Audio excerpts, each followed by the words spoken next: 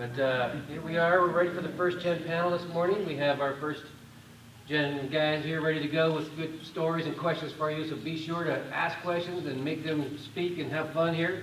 And then after this, we'll also have a, I believe Melinda's in the process of renaming the next portion from the second gen panel to whoever wants to get up and tell a story panel. Something like that.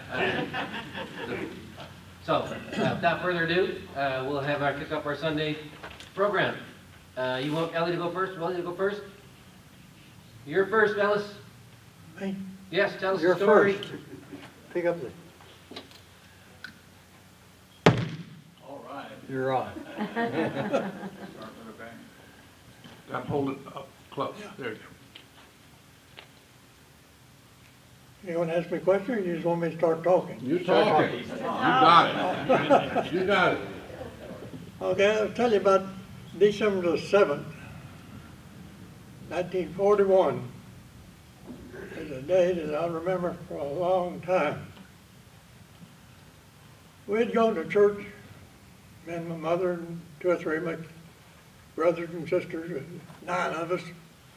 Some of them went, some didn't. Anyway, when we got back from church, I'd been down to Mr. Jarrett's pasture, and a big sweet gum tree down there, the top was right out of it. And I looked, and there's scratch marks all over it, and I figured, well, there's a possum up there. So I told my mother when we got to the house, I said, while you're getting dinner, I'm going to go down and check that tree and see if there's a possum up there. So I go down there and I climb up the tree. There's briars all around the bottom down there. And I climbed up the tree, and sure enough, there's an old possum all curled up in there and sleeping up a storm. And I said, well, I'll get me a stick and punch him and throw him out, and he'll sulk when he hits the ground, and I'll beat him down there and catch him. Well, I get all set. The possum, he's sound asleep there, and I was going to grab him by the tail and throw him out. I reached around and broke me off a limb, and I punched him, and the possum come around. I fell out the tree. I landed in the briar patch. And sprained my wrist real bad, and I'm laying down there and all banged up.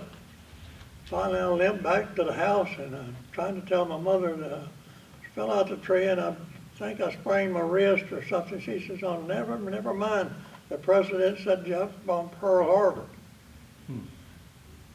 I didn't know who jumped for or nothing else much what happened, but that's how I remember December the 7th and 41, just falling out of the tree. But I'm 98 years old. I've never had a childhood disease. I've never had a broken bone, and I ain't never been in jail yet. And I've enjoyed these meetings every year. I've made several of them, and I'm glad to be here, and thank everybody for coming.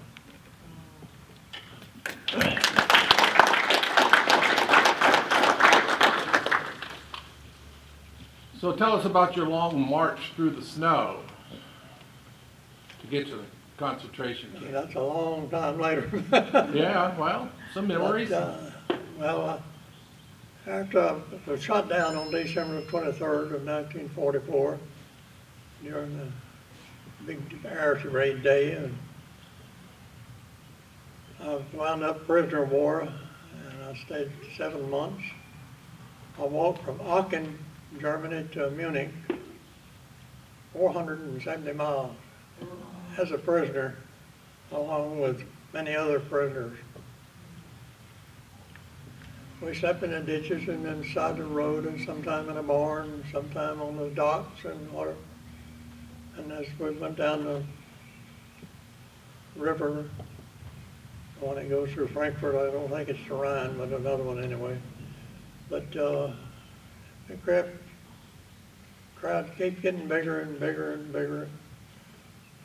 We get down to Nuremberg, and we get a prison camp there, and they got Russians and English and everybody else in there. And we stayed there for maybe a month. We had potato fields for dessert. We had whatever we could scrape up or eat on, but I went from 180 pounds to 118 pounds. and got to know quite a few German people who are very nice people on the road, and they offered what they had to us if we had a lady bring me a little jar of jelly, and I know she'd been saving it for some reason. But I gave it back to her. I told her, no, you get it. We were getting some Red Cross parcels in. I said, we're doing all right, and we appreciate it. But it was a long trip, and we finally, me and two other guys, we got behind this main. They was marching 4 abreast down through there, staying ahead of the lines. We got a day behind them, and we had this German fellow, we called him Herman. I don't know what his name was, but we carried his gun for him, and we carried his bag for him, and we helped him along. And when we get a parcel, we'd send him down with the cigarettes and soap, and he could trade it for food. And we done real good there for him. But it's an experience, and glad I lived through it, but I don't want to go through it again.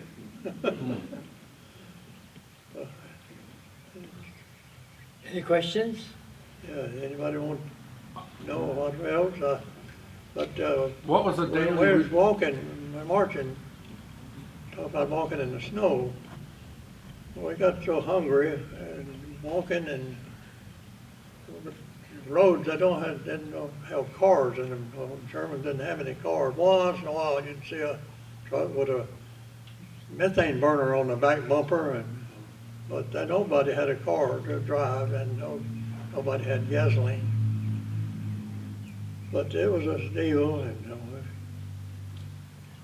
I remember one time we come up on a guy, and he's stoking his fire on it, had on the back bumper of his car, trying to get methane gas made so he could go up the hill. So we helped him push his car up the hill, get him rolling down the other side. I took up with a soldier that had been captured too, and him, we stayed together for a while, and we come into a little town one time, and they put us in a store-like building. I don't know what it was, but they gave us a half a loaf of black and brown bread to divide between us. Siren went off, siren. So they all run into the basement. We went down there and got underneath the building in there, and the bombs come down, boy, they bombed back out of it. After it settled, we could see daylight, and they started crawling back out up, had this ladder, went up the wall, get up, back up into the store building. And we got out there, there's a team of horses at the door, hooked a wagon, and both horses were dead. And bomb had fell about maybe 20 yards down the road from where we come out. And it leveled the town pretty good. It tore up the bakery. And all the people were more disturbed about losing the bakery than it was anything else. Mm-hmm. But it's just one of the happenings that happened when I was there. And just a long walk. Can't remember everything that happened or what series it happened in. I wouldn't take anything for the experience, and I wouldn't give 10 cents to do it again. I'll turn it over to you. Well, can you tell us a normal day, a routine day in the life of, while you were in the camp? Like, was there roll call, what did y'all do every day? No, there was no roll call or nothing. They just, in the council, none of the time, we didn't really have a routine too much. I was in the barracks next door to a bunch of British soldiers, and they had built a radio into a tin can, and they had put that in a crystal set, and they could hear the news, BBC News on that thing, and we used to go over about 9:30 every morning and get the report where the lines were. And they had a blackboard up there, and they saw the line. But this German guard, he'd come in, he'd see the line, he'd move it back up. He'd move the line back the other way every day. He'd erase the line that they've drawn news they got, and he'd put it back to where he thought it ought to be. But it was an ordeal, and everybody was taking it in stride. You wouldn't be surprised at the ideas and the laughter and the stories that people come up with, mostly about being hungry and what to eat, and all about talking about steaks and all of that. But it's just all talk. We ate our potato peelings and whatever we could find. Really? Let them know how long, excuse me, let them know how long you went without eating. How long? Yeah. Well, Christmas Eve, you had shared a little piece of cake, I believe, on Christmas Eve. Oh, Sugar on cake. Christmas Day? And Yeah, then Christmas Day of Christmas Day, and 44. that was the last time for, In this thing, we were walking across a field and we found a We can hear you. sugar beet, piece of sugar beet, so we cleaned it up and split that for Christmas dinner. Willie, the day you got shot down is a special day because it was which flight? How many flights have you been on before you got That shot was down? my 65th and last mission Oh, that I got shot down on. And kept my luck running like it should. And where were you flying in the plane? I was flying the top turret, engineer gunner on the B-26, and And see lots of sky. You can't see nothing else because when you're on the top, you can't see the ground on either side. So all you're looking up all the time. So 64 missions before that, how many times have you been shot at? Just the once.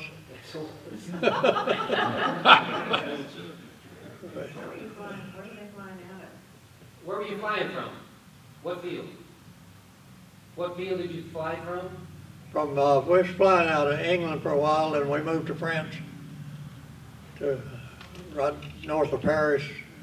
I was flying out of there when I got shot down. And when you were returning that day, when you knew you were coming home because you'd never been shot at, what was your plan when you landed that plane that day? I don't know. You had your bags packed, ready to go? Your suitcase was packed, ready to go home? No, I don't know. When I get back, we just go back to the barrack and stay and wait for the call to come for the next one. Yeah, but on your last flight, you were getting ready to come home. Oh, You were getting ready to go back to New York. yeah, when I'm getting down to my last mission, I packed my barracks bag and packed all my stuff in it I'd accumulated and everything, and had it set there, and I'd all planned to be in New York for New Year's Day.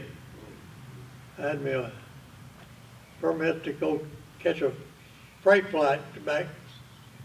They're flying freight from the United States over there, so going back, they'd let you ride if they had room or whatever. And so I had scheduled myself back for New York, but I didn't get to make it. My barrack bag disappeared. I don't know what happened to it. I never did get back to the base or anywhere. After I got out of the prison camp, I came home and they gave me 30 days R&R, so I got married and we went to Miami and spent the time down there in R&R. Back, that was in June, last of June. Discharged in September the 12th, San Antonio. what was your bomb group and squadron? I was in the 397th bomb group, the 599th Squadron. And the name of my plane was the Blind Date. And, Do you remember the call numbers, call letters? I understand the plane is still in Holland somewhere. They took it to Holland to a field and it's in a trash pile over there somewhere. But I wasn't in that plane when I got shot down. They had split the crew up, and the pilot and the tail gunner had been assigned to a new plane. But the pilot went down with the plane and the tail gunner bailed out, and the radio man had got shot to the stomach and threw him out the waist window and opened his parachute. But the tail gunner, 5 days later, they finally captured him, and he was in the hospital, and radio man was there, but he had died. And so the 3 of us got out, and 3 of us was lost in the plane and the crew. And, All right, I want to move over to Jerry, ask a few questions. Jerry, to start out by, what were you doing on December 7th, 1941? Do you remember? Yeah, actually I did, and he brought back some memories. I think I was 16 at the time, and I just come home. I worked at a drugstore, and I had just come home for lunch, and at 1 o'clock, the radio was on, talking about Pearl Harbor. I said, "Where is Pearl Harbor?" I didn't even know where it was. And anyway, that's where I was on D-Day. What town? Omaha, Nebraska. And then what was your next step? So 16, so how did you get into the... Okay, I'll take over from here. I hadn't planned on saying too much. I was ready to open it up for questions. Then Ellis gave me some ideas. I'll give you a brief history of my time in the service. I trained at Lowry Field in Denver, and Shreveport here, and Fort Myers, Florida. Amarillo, Texas was our basic training, and our joke there was that's the only place in the world where you can be up to your ankles in dust with snow blowing in your face. Anyway, we went after we were over, and I'll skip a lot of that stuff. We landed in Decimo or Decimano, Sardinia. We call it Decimo, and Decimo was an old German fighter base, and there were 6 runways. And can you believe 6 B-26s taking off and landing at the same time? It was a hairy experience, especially if we blew a tire or something like that. But anyway, that's where I started, was in Decimo. I ended up flying 61 missions, but on my 5th mission, which was the invasion of southern France, my pilot was killed with a full crew. I'll tell you a little story about that one, and if we didn't find this out until much later. On takeoff, by the way, my pilot was one very great pilot. He had 1,500 hours in a B-26 as a teacher or one of the flying sergeants. And these flying sergeants taught the Navy, the Marines, the Army, Air Corps in the B-26s. Anyway, before I flew with him, he had 1,500 hours in a B-26, and he was one hot pilot. He was killed on the invasion of southern France. They ran into a mountain on takeoff. It was a night takeoff, and he was co-pilot. And we found out much later what happened, or what we think happened. The pilot, who was the squadron commander, had flew the night before.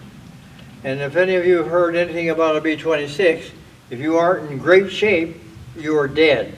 And that's what happened there. He insisted on flying even though he was sick with the flu the night before. My co-pilot was killed on my 35th mission with full crew aboard. I wasn't there.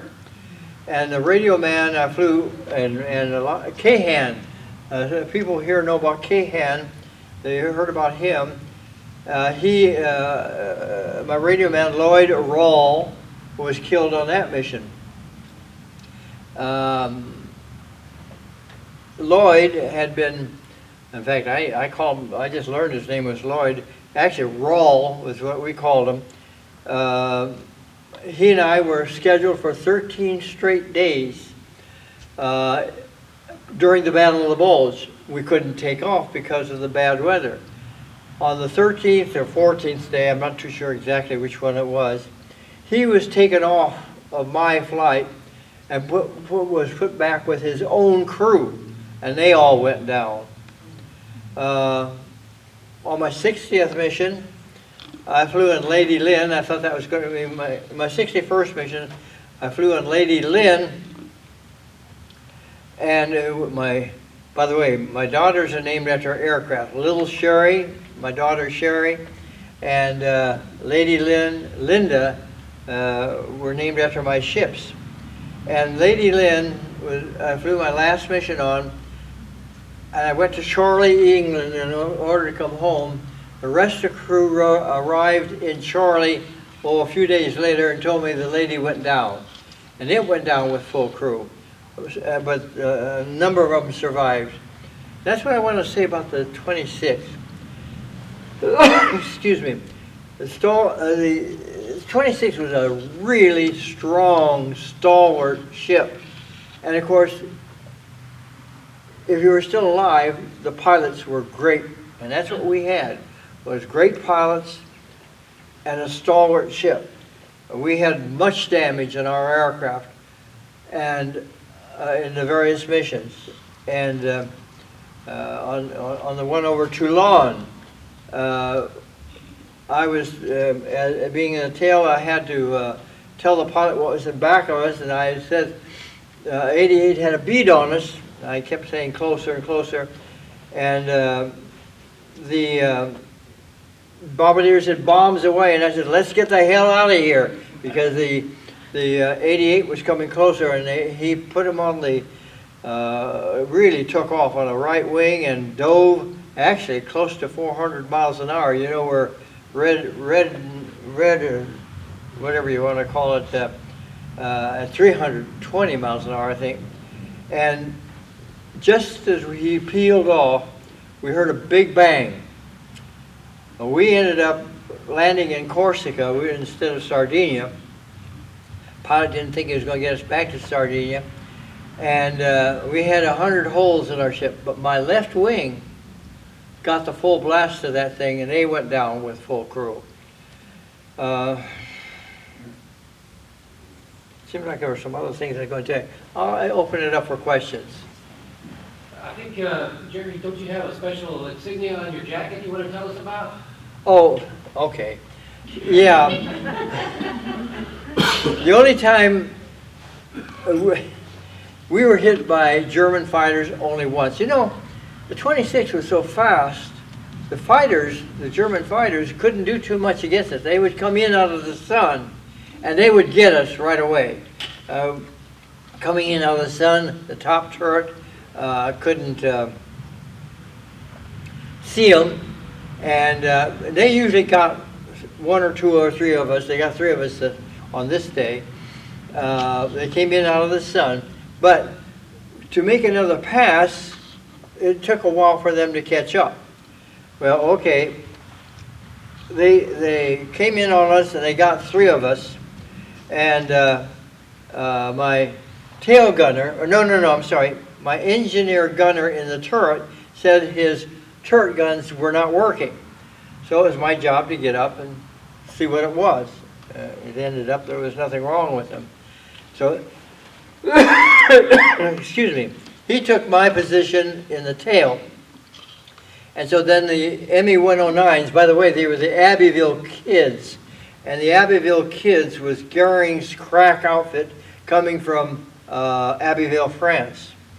And there were 30 to 40 of them coming after us. And there were about 12 of them coming after my flight. Anyway, one came in low and at 6 o'clock. Well, the waist guns couldn't get to him. And when the tail gunners tried to fire, he says, the guns aren't working. Well, they were. Actually, his first mission, he got scared. And so there was no gunfire from my ship at all. And the German fighter did what I call a stupid thing. I think he was going to come up beside us and wave to us or something like that. Have no idea what is on his mind, but he was very close. I could see him clearly. And believe me, it was no skill on my part at all. He was right at 9 o'clock.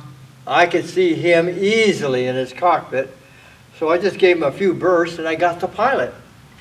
And Gene Falk, who a lot of you knew, an engineer in another aircraft, confirmed my kill.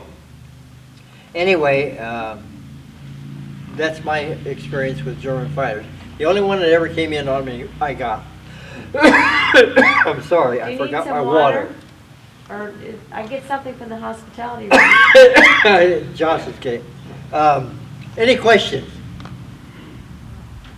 Did you say what bomb group you were in?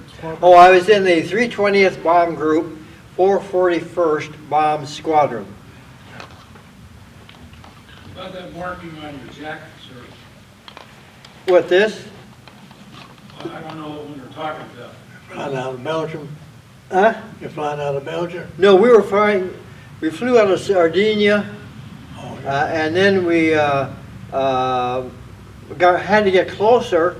We were beyond the lines, had to get closer, so we moved to France, and then from there, we moved to even closer yet. Thank you, thank you, thank you.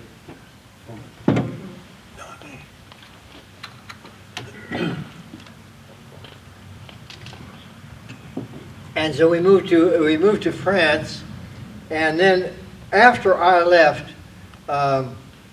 we moved to somewhere in Germany. I don't know exactly where it was. Anyway, after my missions, I went to Chorley, England, on my way home, and it was there. The crew followed me, and they said, "Hey, Jerry, the lady went down," and they were, as I remember, they were bombing a German jet base of some kind. The Germans were parking their jets in the woods, not on an aerodrome, and they took off from the highway in front of them. And it was, our outfit was sent to bomb those German jets. I don't know exactly how, I think they did okay, but I don't know. But Lady Lynn was shot down during that time. And again, the B-26 and great pilots, it was in bad shape. And they kept losing altitude. And finally they made it to Luneville, I think. I think it was Luneville. And they radioed the tower there. They says, "Nope, you can't land. We got a bunch of fighters coming in and they're low of fuel, and we can't have one. You can't have your bomber crash and make it impossible for them to land." So they took them closer to Nancy in France. It's only a few miles longer, which was fortunate because the pilot was badly shot up with his right arm, and the bombardier was paralyzed. The burst was on the nose, and the bombardier was in bad shape, and the co-pilot had a bunch of plexiglass, hundreds of pieces of plexiglass all over him. And so the crew, fortunately it was frag bombs, and it was, oh I see, and it was before they were able to drop their bombs, and they were frag bombs, and the crew passed the clusters of frag bombs back so they could toss them out the waist window, and they got the engineer gunner was a pretty hefty guy, and he was able to drag the bombardier out of the thing, and they dressed the wounds, and then they crash landed, and there's a picture in my book on that. But fortunately, by going to Nancy, it was closer to a hospital, and all the crew were able to get taken care of. That brought up another thought that I had. Can't remember it now. Jerry, one of the questions was, on your jacket, you have bombs, which signify Those are 61 missions. missions. The And six- then the Messerschmitt, you have what? Yeah, It's on here somewhere. yeah. It just has the German, Yeah, the ME-109 that I got. Any other? And the back of it, on the back of the jacket, has got Lady Lynn on there. and then the years you were in the European theater were, what years? 44 and 45. How about you, Will? What years were you over there? What years were you overseas? From 43 through 45. And So you got- you had 61 missions and Yes. 64 and a Four. half missions. When we went there, there was supposed to be 50 missions, and then they upped it to 60 missions, and then as we were leaving, it was up to 67 missions, but the war ended before that. By the way, that was one of the things. The war in Europe ended when I was in Charlie, England. And I'm still emotional about it, so forgive me if I did get it that way. But I'm telling you, all hell broke out in Britain. I mean, you never saw how wild they were. Oh, they were so, and all the lights went on in Britain. And that was the first time they had lights in Britain. And it was, it was tremendous. I'd just love to be there. And they were singing a song in all the pubs. I wish to God I knew what it was. I never did find out. Oh, that's another thing. When I got back, they thought I was crazy. Well, I am. But I volunteered to take a tour to Japan. And my parents and my girlfriend thought I was crazy, and I probably was. And anyway, after my leave, I went to California, and they finally found out that I was colorblind. They said, "You can't fly." I said, "Well, hell bells, I just finished missions in Europe." They said, "I don't give a damn. You can't fly." So I said, I had more than enough points to get out, so I got out. But anyway, and speaking about colorblind, I cheated all the way through in all my exams. Fortunately, in Amarillo, there were 2 lines, and I was in the Ishihara test, the little round colored circles, and I can't pass that. I mean, I'm colorblind. But on the yarn test, I can pick out blue and yellow easily. And with red, green, and brown left in yarn, I picked the brightest one and call it red, and the lightest one I call it green, and the other one had to be brown. So I passed. Well, and so one of the people in Amarillo, his name was Thompson. He switched places with me every time we took a test. And so I was able to pass all the way through. And Thompson, believe it or not, he was in France with me. Great friend, and he was killed by a Jeep while crossing the street to go to the mess hall. And anyway, so he couldn't help me when I went to California. Any other questions? Jerry, what was your position on the aircraft? Tail. I was a tail gunner. But like I say, on the fighter day, I switched. Oh, that was another thing. I switched to take care of my responsibility. The responsibility of an armor gunner is the bombs, the guns, and the ammunition. Now, the bombardier is responsible for the bombs when he lets them go. But up to that point, if anything goes wrong, I have to do it, because a bombardier, if you know anything about a 26, is in front of the co-pilot. Co-pilot has to get his seat back to get him out. So if there's something in flight that needed attention to the bombs, then that was my job. And on one mission, the bombardier says, "Oh, nobody ever liked to hear that." And what had happened is Bombays were open, and one of the racks did not completely fall.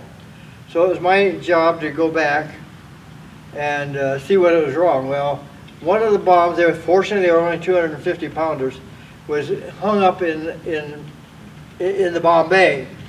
And so bomb bays were open, and I put one foot on the catwalk and the other foot on the bomb bay door, and 10,000 feet down, and I pushed and shoved, and fortunately it was in there very, very lightly. The first one went out, and the rest of them followed. And what the hell it hit, I don't know, and I don't care.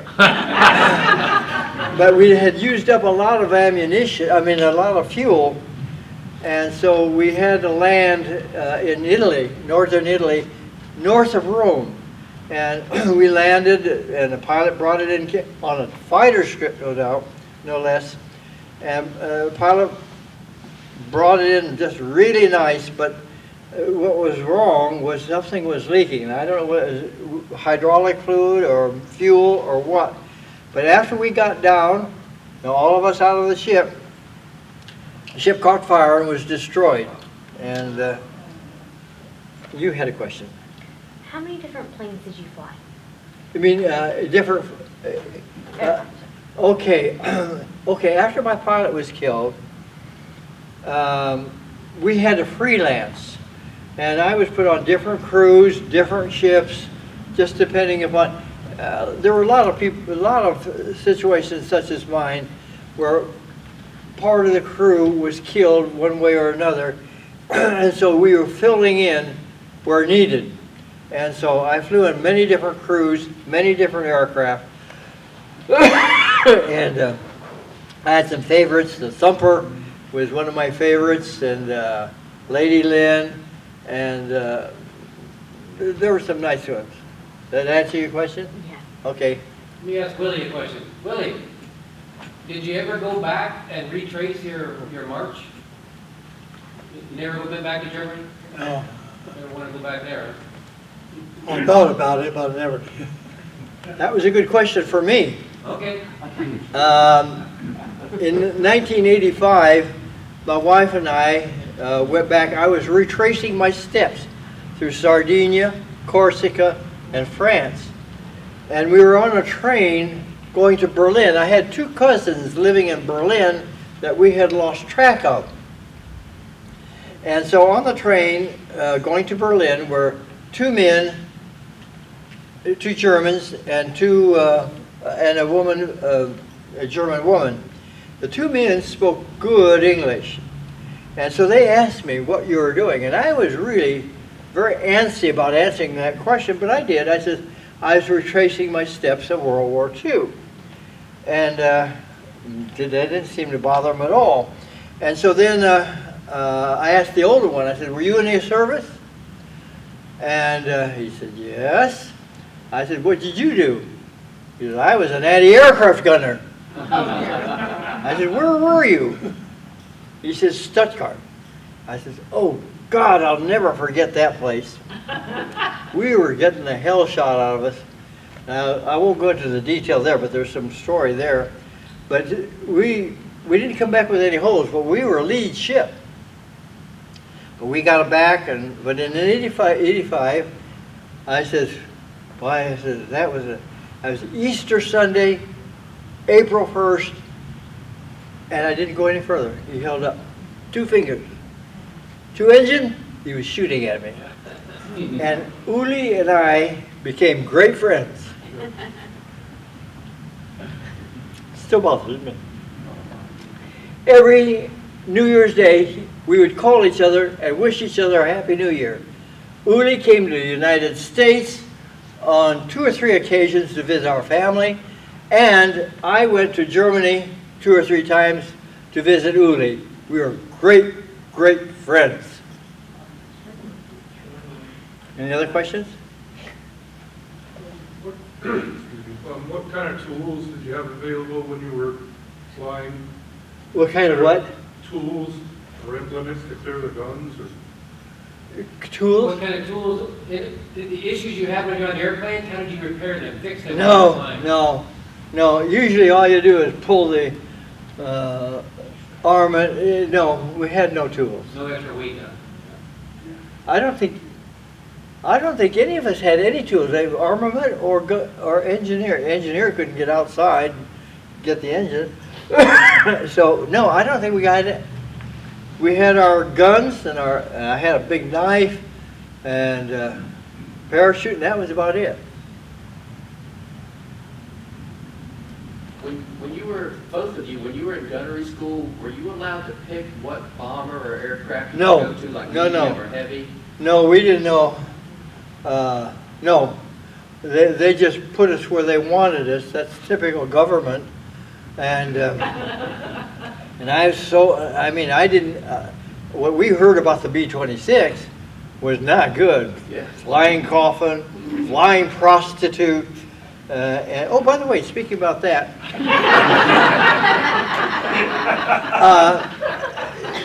The thing about the B-26, the early B-26, was that the wings were too short.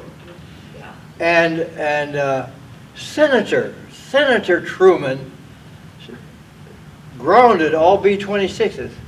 And so, Martin, you get that fixed or you're not going to fly. And they added 6 feet to the wingspan. And so that was on the B-26C, I think was the first one that had that. But I flew on a B, and it was hairy. Boy, I'm telling you, we took off at 150 miles an hour. Oh, I loved it. I flew an airplane before I knew how to drive a car, so I loved flying. And it was very exciting. I would stand up on the step between the pilots and watch landings and takeoffs, and it was really, really exciting. Anything else? Willie, how about you? Is that all the same schools? How did you know anything about the B-26 before you got assigned to No. the B-26? They all, What about Willie? I didn't understand. did you know anything about the B-26 before you were assigned to it? Oh, no. What base were you when you found out? Barstow here. Florida, McDill Field in Florida. She'd like to know how old you were when you went in, when you got into the service. 18. 18. First time I went in at 18. First time shot down was 18. Second time I shot down was 19. And second and third times was 19. Well, how old were you, Willie, when you fell out of the tree?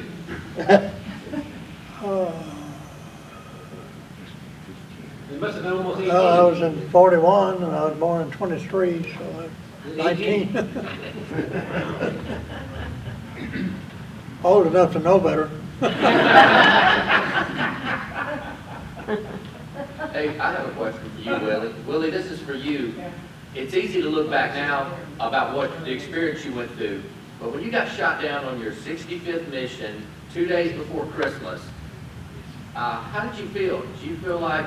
Very teed off.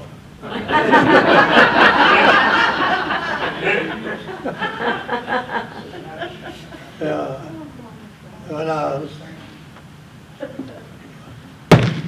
When I landed on the ground, and the Germans watched me come down, and they had a rifle, and they landed in the snow about knee deep. They walked up to me and told me to come on, and told me to get my parachute, so I was dragging it up the hill. And there's a farmhouse up there, and I was going to that house.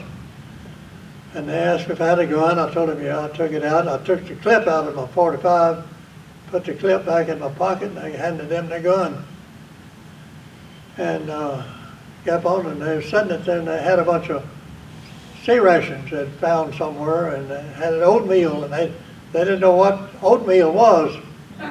And you try to explain to somebody what oatmeal is, and you don't speak German, they don't speak English, so we had a hard time over that oatmeal.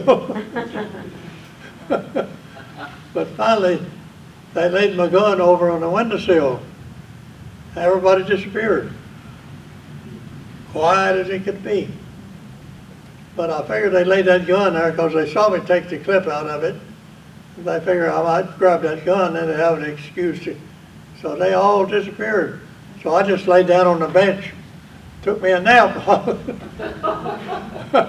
I didn't really go to sleep, but I just laid down there and waited till they come back. They was gone about 45 minutes.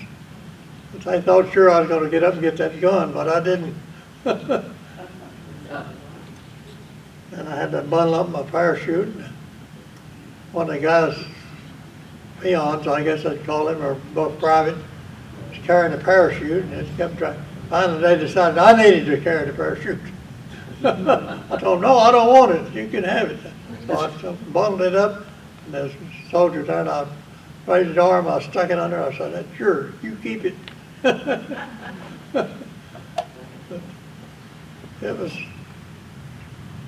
more, some fun, but not, well, I couldn't call it fun at the time. But, Now's not the time to hold back questions, so keep them coming, because you only have a little bit more opportunity. Hey, Jerry, this question's for you. Yeah. Go ahead, I'm sorry. What happened the day you were rescued?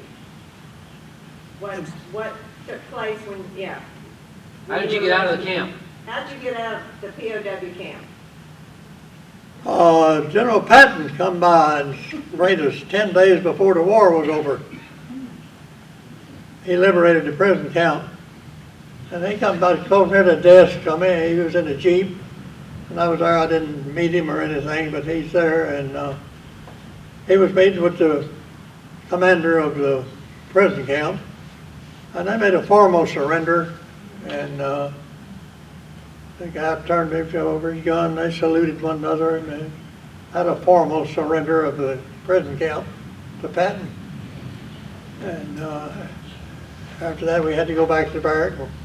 They started flying us out alphabetical. When you named it deputy, well, you're way down the list. But I was in the plane. We were flying from Munich to Le Havre, France. We got the word that the Germans surrendered. I think on the 28th of June or 29th of June. Ellis gave me another idea about Patton. Now, by the way, I thought Patton was the greatest generals we had, at least the greatest fighting general. Anyway, my brother was in the field artillery with Patton, and we bombed for Patton, of course, and he knew where I was, and I knew where he was. I was really tempted on my last mission to parachute down to see him. Never happened. But my brother and Patton hit one of the Holocaust camps, Ordruff. And my brother was in the Second World War and Korea. The one thing he could not talk about was what he saw at Ordruff. We had many talks. Finally, I got a bunch of photos from his daughter after he was dead of Ordruff, and they're in my book. And boy, that was one thing he could not talk about. It was horrible. I have one more question for Willie. Right over here. Could you speak generally about what it was like in the prison camp? I mean, it sounds like they didn't, they didn't take away the radio, or they knew it existed. I spent such little time in the prison camp. Actually, I don't remember what too much, but I know at Nuremberg we were in the camp there, and they had a Russian barracks where they had Russian prisoners, and they had 2 barracks with English prisoners. And we all kind of blended together in the courtyard out there and all that. But I remember one instance where the Russians got to acting up and making a lot of racket, and they turned the dogs loose. And the Germans brought the dogs, and all they come back was the hides come back out the window. The Russians done skinned them dogs and ate it. So they didn't send the dogs no more. You say, Willie? I'll tell you another about the Russian soldiers. Privates, they had a bunch of them around there, and they didn't know what a wristwatch was. One guy had 3 on his arm, but couldn't tell time. He didn't know that's what they were.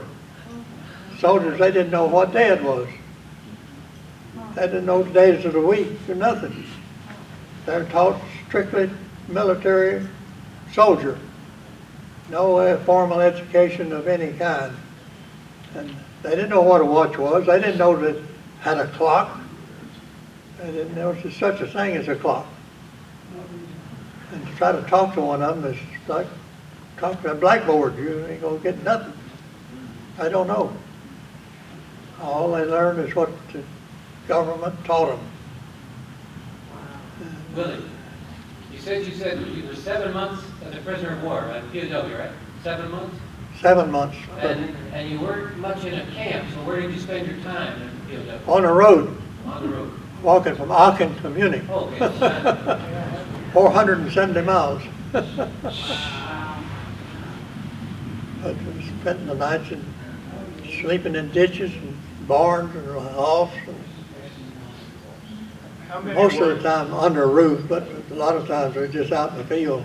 How many were there with you traveling? Started out, there was 4 of us. When we got left Nuremberg, there's 15,000. Why were you walking so far? Why? Huh? Why Where were you why walking so far? They told you to walk, you walked. The German guards, they were with us all the time. And what were they going somewhere specific? Why were they going that direction? Stay ahead of the line so they we couldn't get back to our outfit, so we were prisoners of war.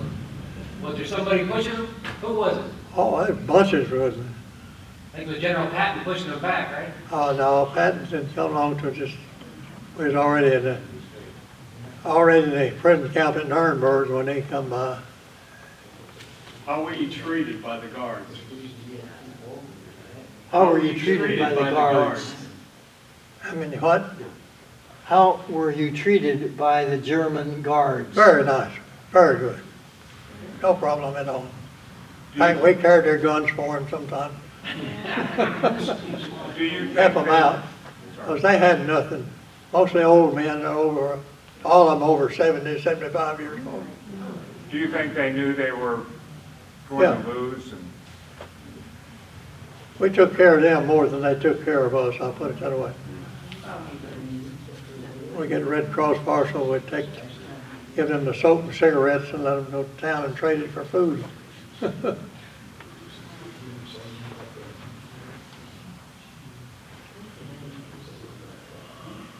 Anybody else got any questions?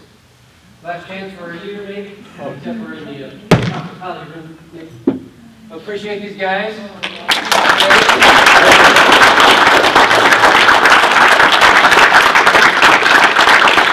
They did a great job for only getting 2 of them. They took a good 45 minutes or more. Thank you, guys. We're going to take you guys bathroom break, get some drinks, and then we'll get ready for our next gen.